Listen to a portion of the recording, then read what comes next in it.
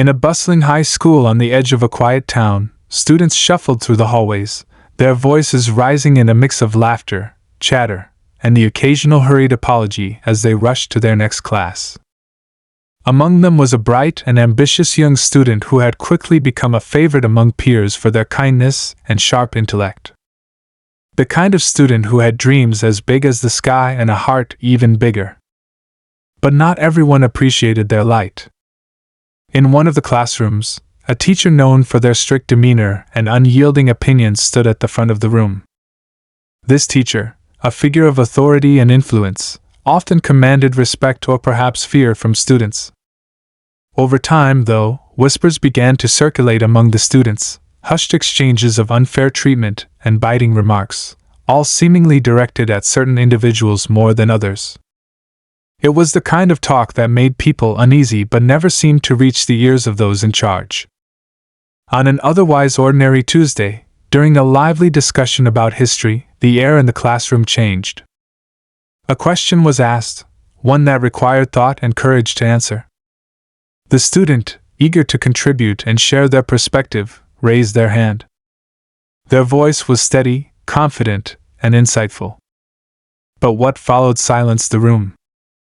The teacher's response was sharp, their words dripping with a tone that was unmistakably dismissive, and worse, tinged with something far darker. It wasn't just criticism of the answer, it was personal, cruel, and utterly unnecessary. The room grew heavy, the weight of the words hanging in the air like an oppressive cloud. Students exchanged wide-eyed glances, unsure of what to do, afraid to speak out but deeply unsettled by what they had witnessed. The student, visibly shaken but trying to maintain composure, swallowed hard and focused on their notebook. Their hands trembled slightly, betraying the calm exterior they were trying so hard to project. For a moment, it seemed like that would be the end of it, another instance swept under the rug, a moment of injustice that would go unaddressed. But fate had other plans. Later that evening, as the student recounted the incident to their parent, their voice faltered, but the pain and frustration were clear. The parent listened intently, their expression shifting from concern to a quiet, burning resolve. This was not just about their child, this was about something much larger, something systemic and deeply rooted that needed to be confronted. The next day, the parent walked into the school, head held high, and asked to meet the teacher. The staff, sensing the seriousness of the situation, quickly arranged for the meeting. As the teacher sat across from the parent, their demeanor was calm, even smug, as though convinced of their untouchable position. But the parent's response was not what anyone expected. What happened next would leave not just the teacher, but the entire school community, stunned. It was an act so powerful, so shocking, that it would ripple far beyond the classroom, sparking conversations that many had avoided for far too long. And as the story unfolded, it became clear that this moment was about more than just words exchanged in a classroom. It was about justice, accountability, and the courage to stand up against prejudice, no matter how deeply it was entrenched. The silence in the small office was heavy, almost suffocating. The parents sat still, their gaze steady and piercing, as if they could see right through the teacher's carefully constructed facade. For a moment, the only sound was the ticking of a clock on the wall. The teacher, visibly uncomfortable but trying to maintain control, adjusted their posture and offered a polite yet dismissive smile. "Let's address the misunderstanding," the teacher began, their tone dripping with condescension. "I think emotions may have gotten the better of your child. Perhaps they misinterpreted my feedback." The parent raised a hand, cutting the teacher off mid-sentence. It wasn't aggressive, but it was firm enough to demand attention. "Let's not sugarcoat this," the parent said, their voice calm yet unwavering. "My child didn't misinterpret anything. Your words were intentional. So let's start there." The teacher shifted in their chair, caught off guard by the directness. Most parents who came in to discuss an issue were either intimidated or overly cautious, careful not to offend. But this parent wasn't here to play that game. They leaned forward slightly, their voice dropping just enough to convey the seriousness of their next words. My child came home hurt and questioning their place in a classroom where they've always excelled. They've always spoken so highly of learning and their teachers. But yesterday, you managed to take that joy away. And for what? The teacher opened their mouth to respond but hesitated, their mind racing for a way to diffuse the situation. Meanwhile, the office secretary peeked in, sensing the tension, but quickly retreated when the parent's sharp glance met her gaze. The parent didn't wait for an answer. You see, this isn't just about what you said yesterday. It's about a pattern. One that you think people haven't noticed. They paused, letting the weight of their words settle in. But we notice. And it ends here. Outside the office, the students sat on a bench in the hallway, nervously fidgeting with their backpack straps. They couldn't hear the conversation, but they could feel the gravity of it. A few classmates passed by, some casting sympathetic looks, others too afraid to linger. Whispers floated through the air, snippets of conversations about what had happened and who might get in trouble. But inside the office, something unexpected was happening. The parent reached into their bag and pulled out a small notebook. I want to show you something, they said, placing it on the desk between them. This is what my child has been writing about their experience in this class. Every incident, every comment, every subtle jab, they've documented it. Because even they knew no one would believe them without proof. The teacher stared at the notebook, their face pale. They didn't dare touch it, as if the pages held accusations too damning to confront. The parent opened the notebook, flipping through the pages until they landed on one marked with a sticky note. Here's what happened last month during a group project. You dismissed their work in front of the entire class. And here, they turned another page, is when you made a comment about their name being difficult to pronounce. Each word hit like a hammer, chipping away at the teacher's defense. The smugness that had initially masked their expression was gone, replaced by a mix of fear and frustration. You've misunderstood, they started, but the parent cut them off again. No, the parent said, their voice sharper now. What you don't understand is that my child is not the only one who's been affected. This isn't an isolated incident, is it? They gestured toward the notebook. How many other students have walked out of this classroom feeling less than they were when they walked in? How many other parents have been too afraid to speak up? The question hung in the air, unanswered. The teacher's eyes darted toward the door, as if hoping for an interruption that wouldn't come. Meanwhile, word of the confrontation had spread through the school like wildfire. By lunchtime, students were buzzing about the parent who had dared to stand up to the teacher. Some shared their own stories of unfair treatment, emboldened by the bravery they'd witnessed. Others kept their heads down, afraid to get involved. But it wasn't just the students who were talking. Teachers gathered in the break room, exchanging hushed opinions. Some were shocked, some defensive, and a few those who had silently disagreed with the teacher's behavior for years felt a flicker of hope that change might finally come. In the office, the parent leaned back in their chair, their work seemingly done for the moment. You'll hear from the school board soon enough, they said, standing up. And I expect a full apology to my child. Not just words, but actions. Because this is far from over. The teacher didn't respond. They sat frozen, staring at the notebook as the parent walked out. In the hallway, the student looked up as their parent approached, the tension in their face softening when they saw the determination in their parent's eyes. But as they left the building together, either of them could have anticipated the storm that was about to break. The incident would ignite debates that went far beyond the classroom, forcing the entire community to confront uncomfortable truths. And as the days unfolded, it would become clear that this wasn't just about one teacher, one student, or one parent. It was about something much bigger, something that couldn't be ignored any longer. The ride home from the school was quiet. The parents' hands gripped the steering wheel, their thoughts a whirlwind of emotions, anger, determination, and a nagging sense of unease about what might come next. The students sat in the passenger seat, staring out the window. They wanted to say something, anything, but the words wouldn't come. The knot in their stomach hadn't loosened since they'd walked out of the office. At home, dinner was unusually subdued. The student picked at their plate, glancing up occasionally to see their parent lost in thought. Finally, they spoke.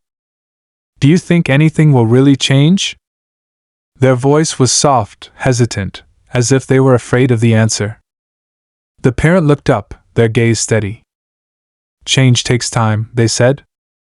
"But this is a start. And no one gets to treat you or anyone else like that without being held accountable." The words were meant to comfort, but doubt lingered. The student had seen too many instances of unfairness brushed aside, too many voices silenced. They nodded, not wanting to push further, but the question hung in the air like an unspoken challenge. The next day, whispers greeted them the moment they walked through the school doors. Eyes followed them down the hall, some curious, some sympathetic, and others wary. It was as if they'd become the center of a storm that everyone else was just waiting to see unfold. By lunchtime, the tension had spread to the cafeteria. At one table, a group of students debated what had happened, their voices hushed but animated. "It's about time someone stood up to that teacher," one said, earning nods of agreement. At another table, a smaller group took a different stance. "It's being blown out of proportion," one muttered, though their tone lacked conviction. "Teachers have a tough job." Maybe it was just a misunderstanding. But the real buzz wasn't among the students. It was in the teachers' lounge, where opinions were divided. Some defended their colleague, claiming the parents' actions were overly dramatic. Others exchanged uneasy glances, knowing deep down that the incident was part of a pattern they'd seen before but hadn't dared to challenge. One teacher, known for their fairness and approachability, finally broke the silence. "If this is what it takes to make us examine how we treat our students, then maybe it's not such a bad thing." The principal, meanwhile, found themselves in an increasingly difficult position. Emails and phone calls from concerned parents had started to trickle in, each one recounting similar stories of the teacher's behavior. The situation had gone from a private conversation in an office to a full-blown controversy, and the pressure to act was mounting. That evening, a meeting was called. The school board gathered in a stuffy room with fluorescent lights buzzing overhead. The parent was there, seated alongside a small but growing group of other parents who had come forward to share their concerns. Across the room, the teacher sat stiffly, their face betraying a mixture of anger and apprehension. One by one, parents stood up to speak.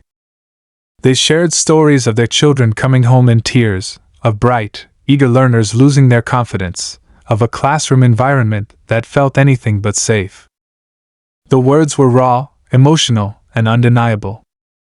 Each story added another layer to the growing conflict, painting a picture that was impossible to ignore. But the teacher wasn't the only one under scrutiny. Some parents raised broader questions about the school's policies and whether enough was being done to support diversity and inclusion. "This isn't just about one person," one parent said, their voice steady but firm. "It's about the culture we're allowing to persist." As the meeting stretched on, tensions rose. The teacher's lawyer, who had been sitting quietly in the corner, finally spoke up. "Let's not jump to conclusions," they said, their tone measured but defensive. "Every educator faces challenges in managing a classroom. Mistakes happen. This doesn't mean there's ill intent." The room erupted into murmurs, some in agreement, others outraged. The parent who had initiated the meeting stood up again, their voice cutting through the noise. "This isn't about a mistake. It's about a choice one made repeatedly, with no regard for the impact on the students. And if we don't address it now, we're failing every child in this school." Outside the meeting room, the students sat on a bench, scrolling through their phone. Their feed was flooded with messages, some supportive, others critical. They tried to tune it out, but one comment stuck with them: "Why can't people just let things go? It's not like it's that big of a deal." They put the phone down, staring at the floor. To them, it was a big deal. It wasn't just about yesterday, or even the teacher's words. It was about the countless times they'd felt like they had to prove themselves, the unspoken barriers they faced every day. And now, as the situation spiraled into something much larger, they wondered if anyone would truly understand what it felt like to be in their shoes. In the days that followed, the story spread beyond the school, drawing attention from the local community and even the media. Some saw it as a necessary reckoning, a chance to address long overlooked issues. Others dismissed it as an overreaction, a distraction from more important matters.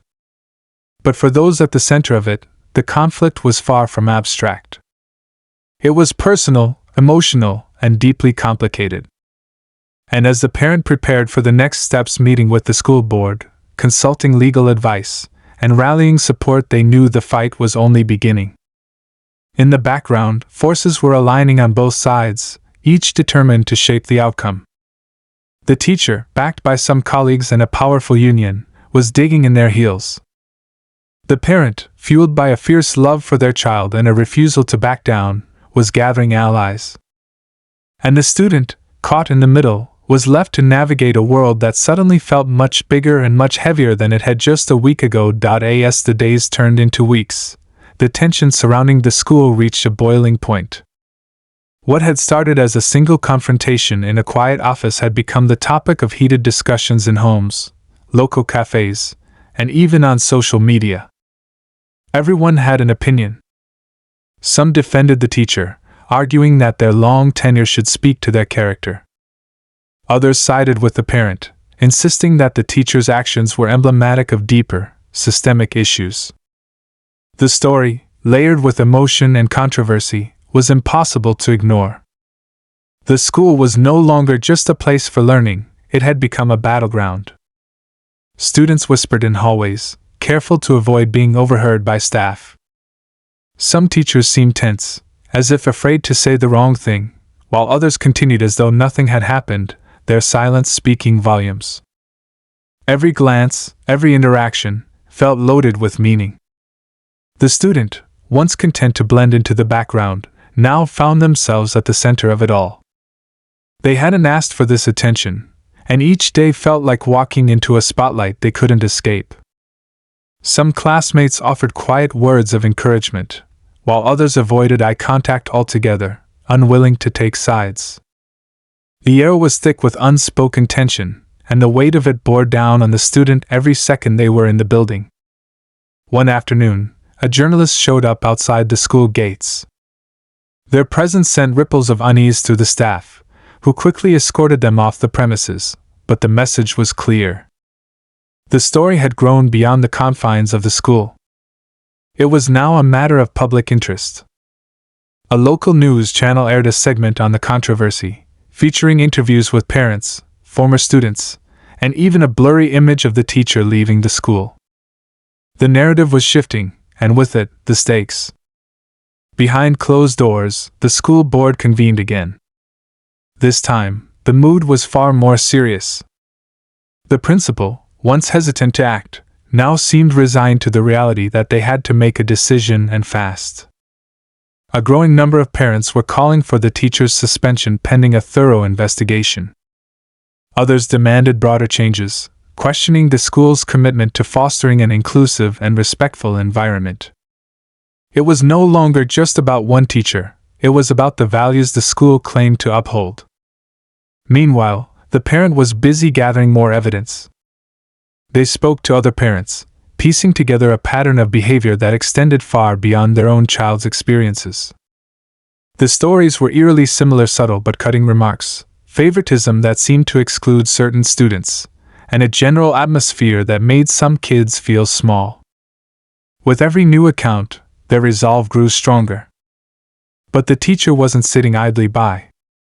They'd hired a legal team, who argued that the accusations were exaggerated, if not outright false. At a hastily arranged staff meeting, they spoke with the few colleagues who still supported them, painting themselves as the victim of a witch hunt.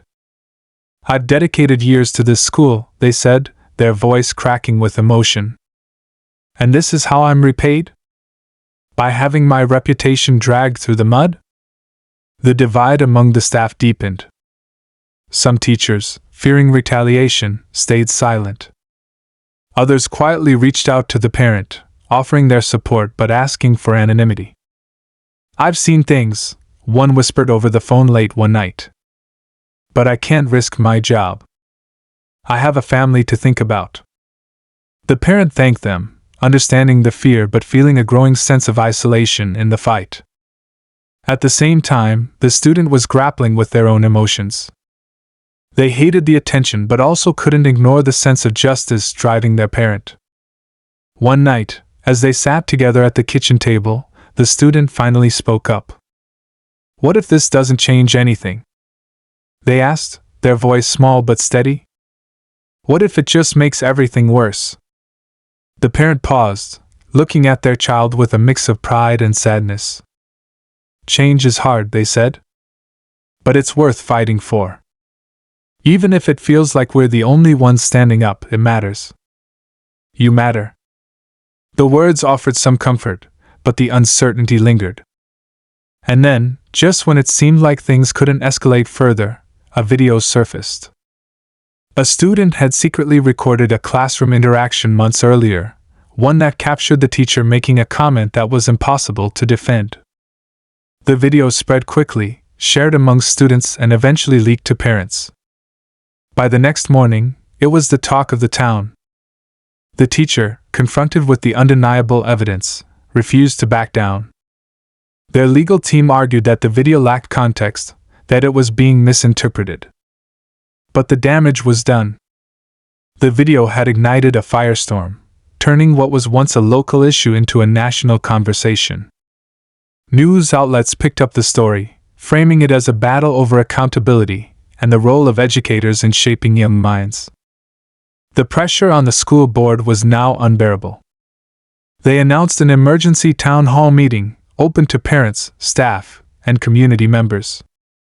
The room was packed to capacity, with people spilling out into the hallways.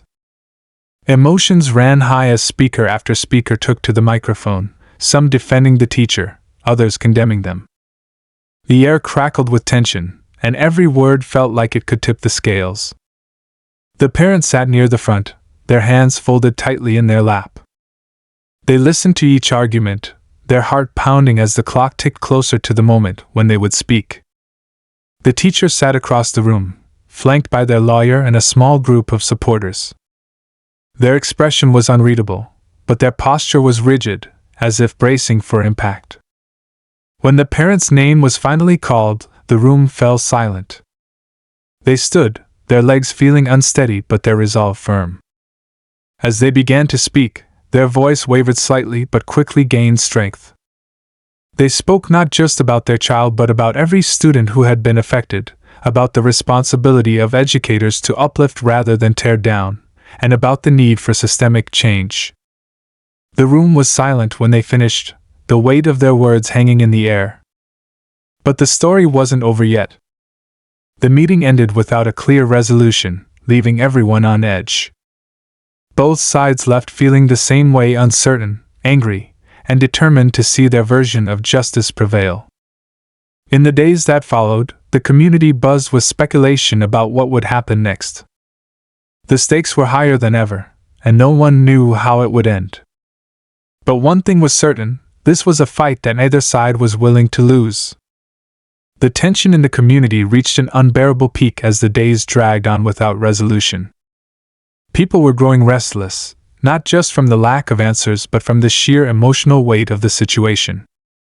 Conversations in grocery store aisles, during church gatherings, and at coffee shops always seemed to circle back to the school, the teacher, and the parent who refused to back down. Opinions hardened, friendships frayed, and the once tight-knit neighborhood began to feel irreparably divided. Then, just as the dust from the town hall seemed to settle, an unexpected development threw everything back into chaos.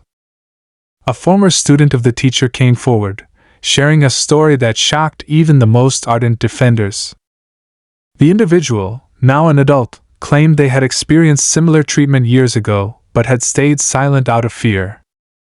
Their story, shared in a heartfelt online post, gained traction overnight. They described the humiliation, the subtle digs at their intelligence, and the way the teacher's words had stayed with them long after they'd left the classroom. The post resonated deeply. Comments flooded in, with others sharing their experiences, some eerily similar, others just expressing outrage and support. It wasn't just about the teacher anymore, it was about the broader issue of how authority figures wield their power. The narrative shifted yet again, and the stakes climbed higher. Now, it wasn't just a single family speaking out, it was an entire community grappling with uncomfortable truths. The school board, already under immense pressure, found itself scrambling to address the growing crisis. Another emergency meeting was called, this time behind closed doors. Rumors swirled about what was being discussed. Some speculated the teacher was on the verge of being suspended, others whispered about a larger investigation into the school's culture. Meanwhile, the parent at the center of it all felt a strange mix of vindication and unease. The fight had grown far bigger than they'd ever imagined, and the weight of it was crushing.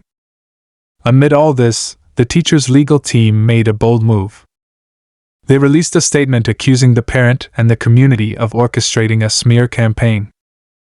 The statement framed the teacher as a victim, someone whose long career and reputation were being destroyed by a rush to judgment.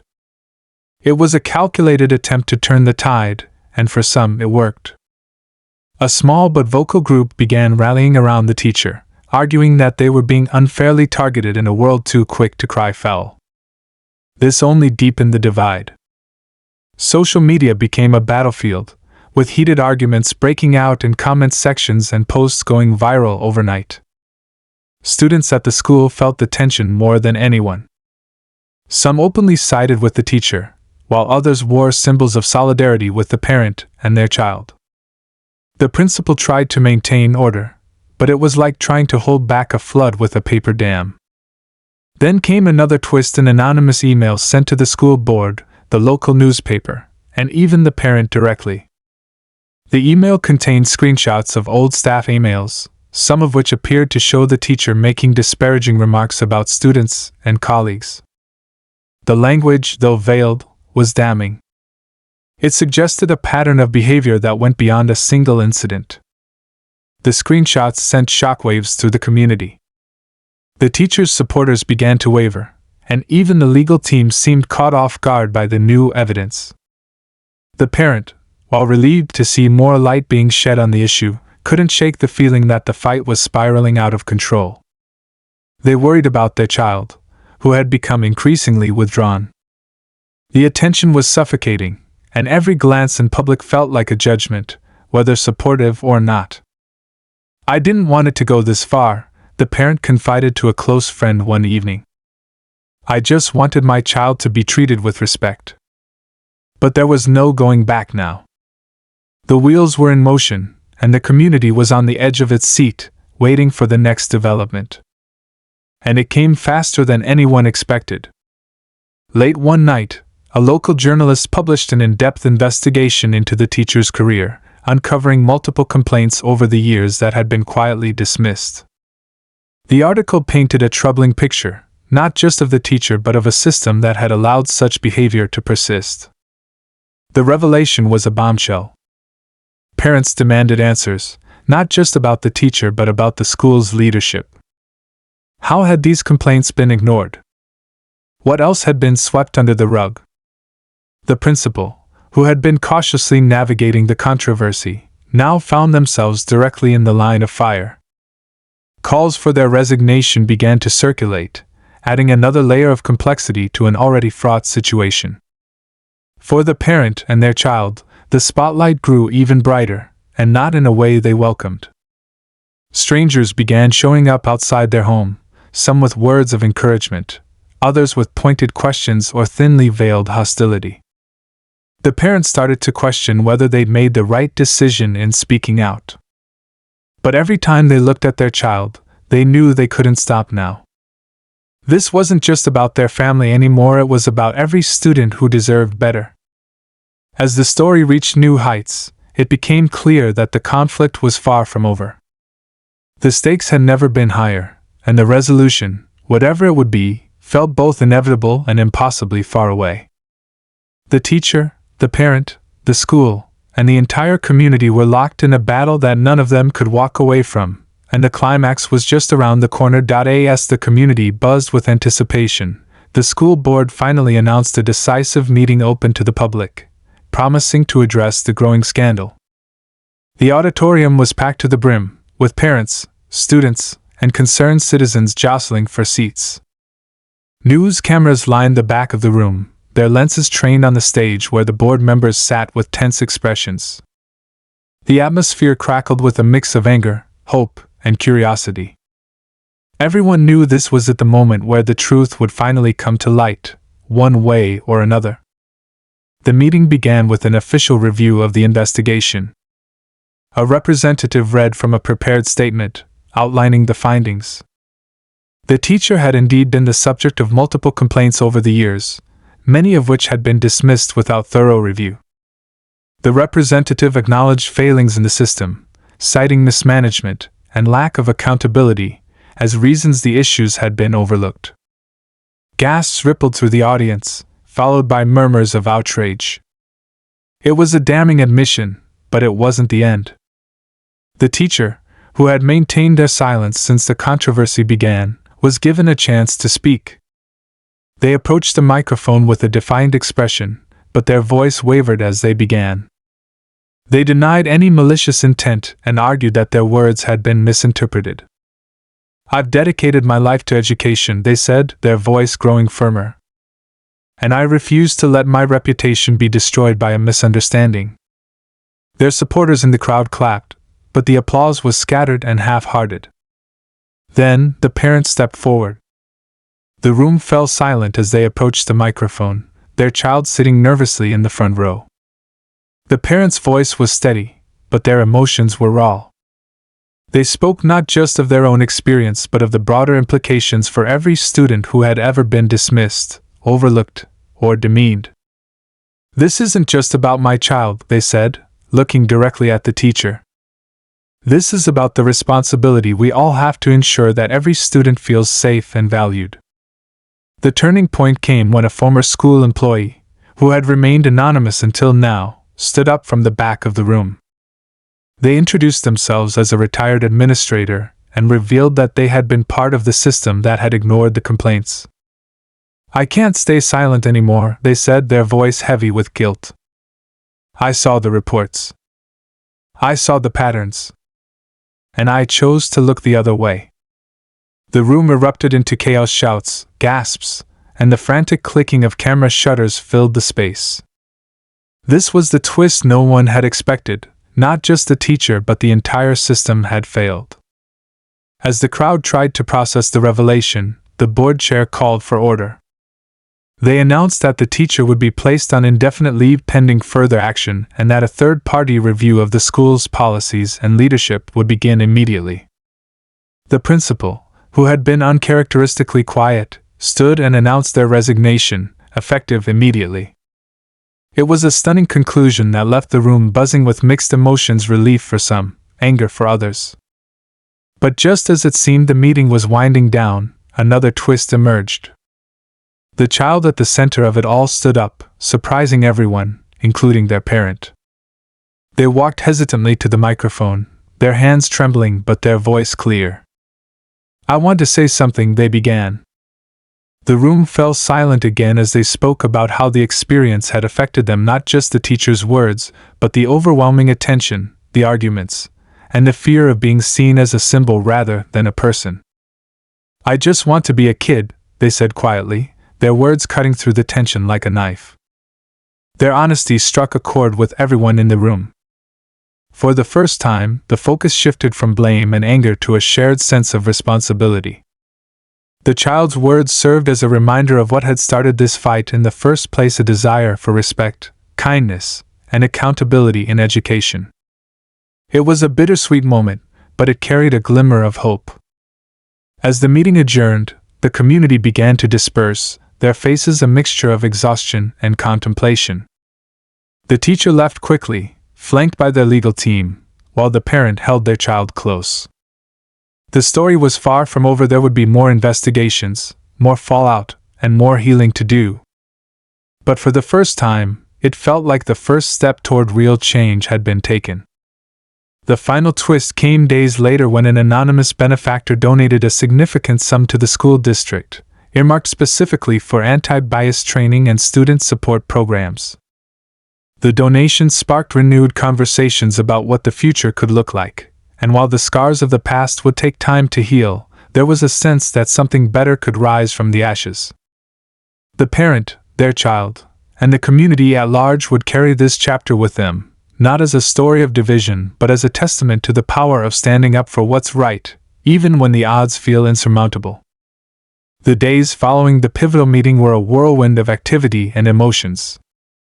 For the parent, their child, and the broader community, the aftermath felt like uncharted territory. The school, now under scrutiny, began implementing immediate changes. Temporary administrators were brought in, and transparency became a priority. Updates about the ongoing investigations were shared with the public, and listening sessions were held to allow parents, students, and staff to voice their concerns.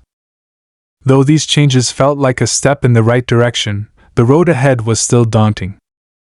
The parent found themselves navigating a strange mix of relief and lingering unease. While they were proud of the changes their fight had sparked, they were also keenly aware of the cost. Their child had been thrust into the spotlight in ways no one could have predicted.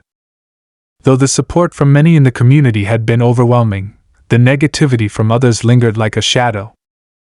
Even simple trips to the grocery store could bring encounters with strangers, some offering kind words, others less so. The child, for their part, began to settle back into a semblance of normalcy. The school's environment changed visibly. Teachers and staff underwent training, and the student body engaged in activities designed to foster inclusivity and understanding. The child even started to see small but meaningful gestures from classmates who had once stayed silent. One day, during lunch, a peer approached and apologized for not standing up for them sooner. It was a moment of quiet reconciliation that spoke volumes. Meanwhile, the teacher's story faded into the background, though it wasn't forgotten. 1. Racist teacher insults black student, but the parent's reaction is shocking. The investigation into their conduct revealed a history that couldn't be ignored, and they quietly resigned before the school board could announce formal action. Their departure left a void in the school, but it also served as a reminder of the importance of accountability. While some in the community still defended them, the majority seemed to agree that their time in the classroom had run its course. The anonymous benefactor's donation became a catalyst for deeper systemic change. Programs designed to support students from all backgrounds were implemented, and the school district began working closely with advocacy groups to ensure the momentum wasn't lost. Workshops, mentorship programs, and counseling services became staples of the school experience, transforming it into a place where students felt seen and valued. The parent and their child watched these changes with cautious optimism. They attended community events and school assemblies, often invited to share their story as a testament to the power of speaking up. But they were careful not to let the experience define them entirely. They worked to reclaim their lives, prioritizing moments of quiet joy and connection. Movie nights, family dinners, and trips to the park became cherished rituals, a way to heal and move forward together. The broader community, too, began to reflect on what had transpired. Conversations that had once been hushed or avoided altogether now took center stage. Neighbors who had previously clashed found common ground and shared hopes for their children's futures. While the scars of division didn't vanish overnight, they began to fade as people realized the strength in coming together to address challenges rather than letting them fester. The child's journey was perhaps the most poignant. Though the experience had been overwhelming, it also shaped them in ways they couldn't yet fully understand. They developed a quiet confidence and an ability to articulate their feelings with a maturity beyond their years. They joined the student council and advocated for initiatives that supported other kids facing difficulties. Their voice, once silenced by fear, became a beacon for others, inspiring a ripple effect of courage and change. Years later, when asked about that period in their lives, the parent and child would describe it as both the hardest and most transformative experience they'd ever faced. It wasn't easy, the parent would say, but it was necessary. Not just for us, but for everyone who deserved better. The child, now a young adult, would nod in agreement, adding, sometimes, standing up for what's right feels impossible. But when you do, it can change everything. The community continued to grow and evolve, shaped by the lessons of that tumultuous time. New traditions emerged: annual events celebrating diversity, scholarship programs for underrepresented students, and mentorship opportunities that bridged gaps between generations. The school district became a model for others, proof that meaningful change was possible when people refused to accept the status quo. As the years passed, the memory of the conflict faded, but its impact endured. For the parent and their child, it became a chapter in a larger story, a reminder of their resilience, their values, and their ability to spark change. And for the community, it became a cornerstone of their collective identity, a testament to their ability to confront challenges, learn from them, and come out stronger on the other side. In the end, it wasn't just a story of conflict, it was a story of transformation. It showed how adversity could bring people together, how voices once silenced could ignite movements, and how even the smallest actions could lead to the most profound change. And while the journey had been anything but easy, it left behind something far greater than anyone could have imagined: a legacy of hope, resilience, and a belief in the power of standing up for what's right.